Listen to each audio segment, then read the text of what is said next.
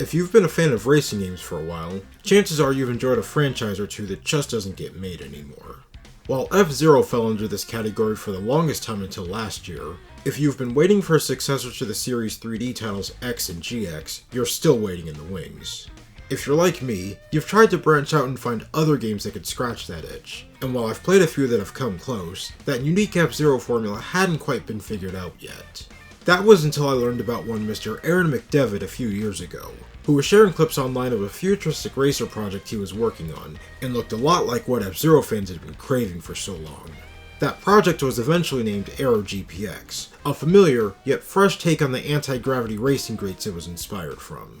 And after a successful Kickstarter fundraiser, one that I couldn't have thrown money at fast enough, Aero GPX finally launched on Steam as an early access release this August. While the game is still in development with a lot more coming down the pipeline, I've enjoyed playing the demos and what you can purchase right now so much that I couldn't wait any longer to share with you all just how much I've been loving this game. So with introductions out of the way, this is Aero GPX, a high-flying anti-grav racing dream come true.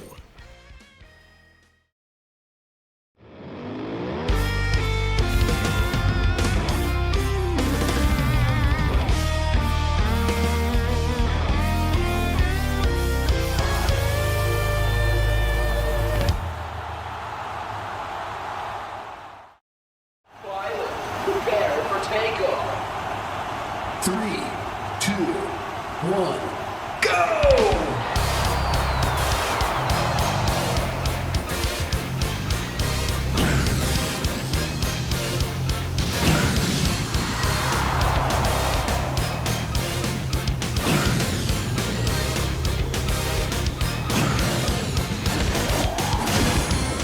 Aero GPX is all about going fast in gravity-defying racing machines, both on the track and in the air, and reaching first out of a field of 30 racers by any means necessary. If you've played either of the 3D F-Zero games, Aero's gameplay style and controls should feel right at home with you, and you'll have a pretty good idea of what to do on the track. For new pilots, the game is built around being able to maintain your speed by holding down the accelerator the entire race, and having no use for the brakes. Normal steering will get you through some turns, but for tighter corners, using the strafe buttons to lean your machine left or right while steering, or holding both strafe buttons to break your machine's grip and make it slide will be necessary. Sliding can be taken a step further. Letting off one of the strafe buttons while in a slide, and then steering will initiate a hyperslide, allowing you to take turns at insanely sharp angles while maintaining higher speeds. There is a learning curve behind it, but nothing you can't get used to with practice. Machines are as aggressive as they are fast with some offensive options. Slam attacks will quickly jolt your machine sideways to hit opponents, and spin attacks can hit multiple opponents at once with how much you slide around. Racking up enough damage on a machine will KO them, and you can even cause chain reactions as one destroyed machine can KO another. A lot of this may sound familiar so far, but we're only scratching the surface of what's possible here. As the game's name implies, Aero GPX heavily incorporates airborne racing just as much as racing on surfaces. Some tracks have mid-air slipstream segments, which allow you to fly freely through the air while inside one, and enter and exit them at any angle. This leads into the second air technique that gives Aero GPX its identity, the drill dive. Whenever you're in the air, pitching your machine downward while holding the slam attack button will cause your machine to spiral back down, gaining a tremendous amount of speed in the process, and that momentum is maintained when you land back on the track, allowing you to go a lot faster than you could with a normal landing. On top of that, stopping a drill dive the split second before you land rewards you with a smooth landing bonus speed boost, equally cool looking and beneficial. You have 2 meters to be mindful of when racing, one for health and the other for boosting, rather than having the two combined. Your health bar goes down when taking damage, and your machine explodes when you're hit and the bar is empty. Boosting is possible whenever as long as there's meter. You fill and restore each meter by driving over colored areas that match the given meter, and successful KOs also reward a little bit of each meter back. For the F-Zero purists out there, just because the risk-reward of a shared meter is separated, doesn't mean you can't still sacrifice your health in the name of going faster. By leaning into a wall while performing a spin attack, you can do a spin grind, which speeds up your machine when done right, but also inflicts damage. Some tracks have areas that can set your machine on fire when touched, which slowly burns away at part of your health bar, and the amount accumulates as you run over more fire. The trade-off is that your machine's top speed is temporarily increased while your health bar is on fire. If you set your entire remaining health on fire, you'll hit the final burn state, which makes your machine even faster, but you must now constantly keep your health bar filled by running over fire or health spots, or else. The new mechanics and techniques Aero GPX brings to the futuristic racing table make for novel, challenging, and exciting races, especially when you start to experiment with and combine all the different ways possible to go fast, looking equally cool in the process.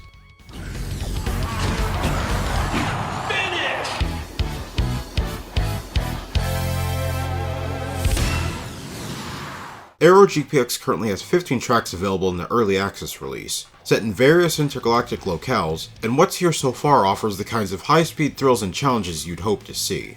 There are standard circuits that introduce the various course elements like slipstreams and teach you how to approach them while maintaining your speed. Others focus on a core mechanic, like maximum top speed through a combination of boost pads and meter boosts, or how to navigate through races while everyone's machines are on fire, and preferably with final burn activated. Others feature fun twists like cylinders, half pipes, and pipe interiors. The various racing mechanics make discovering routes on tracks super rewarding, as there's a lot more to them than meets the eye. For example, when flying through a slipstream, while you can't stay inside the wind tunnels the entire way through, as they do contain useful boost rings, remember that you can fly in and out of them at any time from any direction. Pitching upwards to exit the stream at a high speed, then drill diving down back in, just not too much so you don't nosedive through the bottom and crash off course. You'll go a lot faster, especially if you land right in front of those boost rings. With the right speed and exit angle, you can use slipstreams to make your own shortcuts as you drill dive back down. On tracks with pyrotechnics, while the beaten path has a few of them, if you're willing to play it a bit riskier and go off course on some sections, you'll find a lot more hotspots, which helps you reach final burn quicker, and also means more opportunities to keep your health up when that happens. It's always a joy when you open up a track in ways you didn't think were possible before, and have the quicker lap times to prove it. Can't wait to see what the base game's remaining 10 tracks are made of, plus 5 bonus tracks that high-tier Kickstarter backers will help come up with, 5 more tracks beyond that as part of a successfully funded stretch goal, and eventually even a track editor. The Aerodynamic Grand Prix experience currently features 15 out of 30 racing machines and pilots to choose from. Each falls under one of 5 performance classes, which determine metrics like acceleration, top speed, handling, and airborne capability, and each class has their advantages and disadvantages.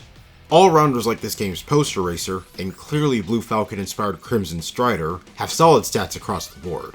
While they don't excel at anything, it also makes them great picks for new players to get them used to the game's techniques, without any glaring drawbacks to be mindful of. Top speedsters like the Devil Dagger take a bit to get moving, but more than make up for lost time once their superior speeds kick in, and it's hard to keep up with them when their lines are clean.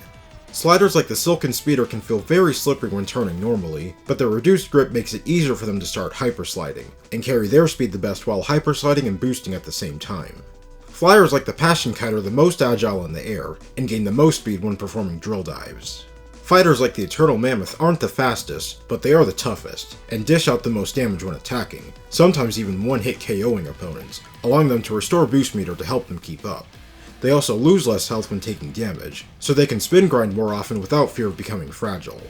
Each machine in these archetypes has their own balance of stats, with even more detailed breakdowns available when selecting a pilot. While I've enjoyed my time racing with most of the machines, the Rising Claymore and its pilot Andra Thane became instant favorites of mine. I do love swords in my video games, and this machine looks and plays like one. It slashes away at the pack while performing slam and spin attacks, pierces the heavens while drill diving, and cuts through the track and anyone in its way while boosting full speed ahead. While selectable machine colors were possible in a few early demos, and currently populating the rest of the field as placeholders for now, they'll be implemented properly in future updates. Learning more about each pilot beyond their names with character profiles is also in the works. While the second half of the game's roster is still a mystery, with silhouettes teasing their appearances, it'll be cool to see what Aero GPX's full field of 30 racers will eventually look like. For those familiar with the visual style of F-Zero X, Aero GPX may look very similar to you, going for colorful and simple polygonal shapes for the machines and tracks, but with cell shading to give things more of a comic book art style. The visual similarities weren't lost on the developer either, as seen from an April Fool's joke trailer he put out a few years back, a visual tweak I would still love to be a real thing in the future, despite his disconfirmations. But don't confuse simple for slow. I'm guessing the game went with this approach in part to prioritize the game being able to run as fast as the player can manage, as you can go ridiculously fast to say the least, and maintain frame rates of 60 plus the entire time. As a cool and equally useful accessibility option, you can change the health and boost zone colors to whatever combination you want. The game's HUD elements show you all the vital information you need, and the pilot portraits for the top 6 positions help put some personality on the screen. To further enhance the sense of speed, anime speedlines fill the screen whenever you're performing techniques like boosting or drill diving. The machine's thruster fire changes color when different types of speed boosts occur, some track segments have rows of trackside flags that fly by, and a touch of motion blur to top it all off. The game also rocks in the music department just as much as it does in gameplay. The soundtrack was performed by the soft treading Myron, a guitarist who I've known for his work on another race game project from a while back, and have been a fan of his ever since. Every song is a high-tempo rocking mix of electric guitars and synths, and helps give Aero GPX a very 90s-styled retro-futuristic vibe all its own. Can't wait to hear the rest of the songs featured on this game's soundtrack in the game proper, and listen to them the way they were meant to be experienced.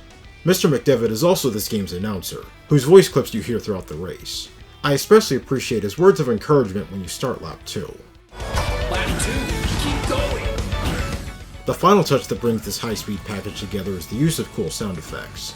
I hope the machine's jet engine noises can be made a bit louder, as they pair perfectly with the sounds for boosting, strafing, and especially catching air and drill diving. I've missed this kind of combination of visuals and audio in my futuristic racers, and it's nice to have it back after so long.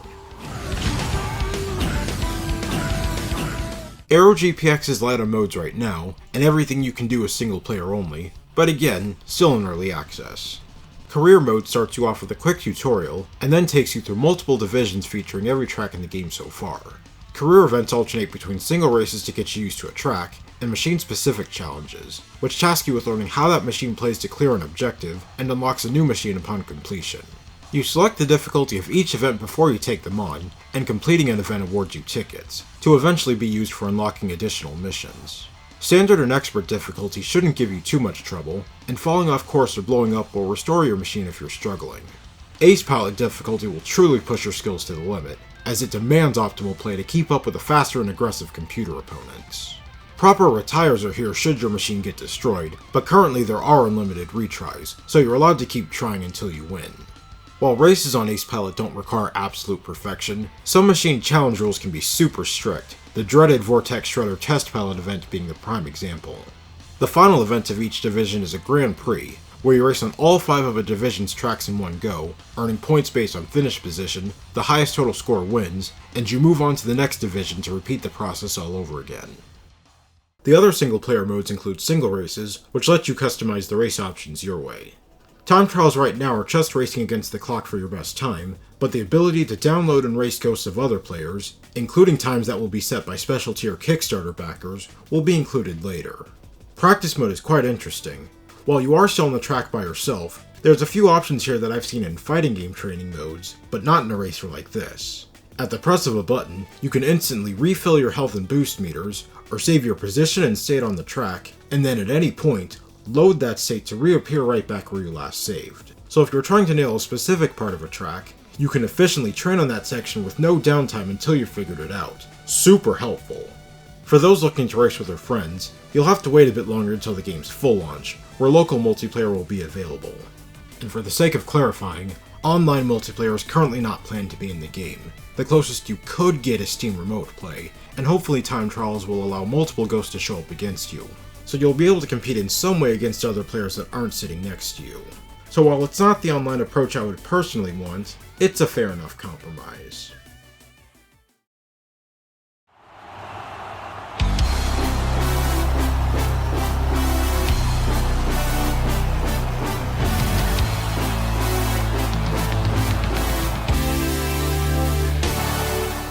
While Aero GPX is still in its early access days, it's still very impressive to see the work of one talented and passionate developer come together to reach this point, and it's only going to get better from here on out.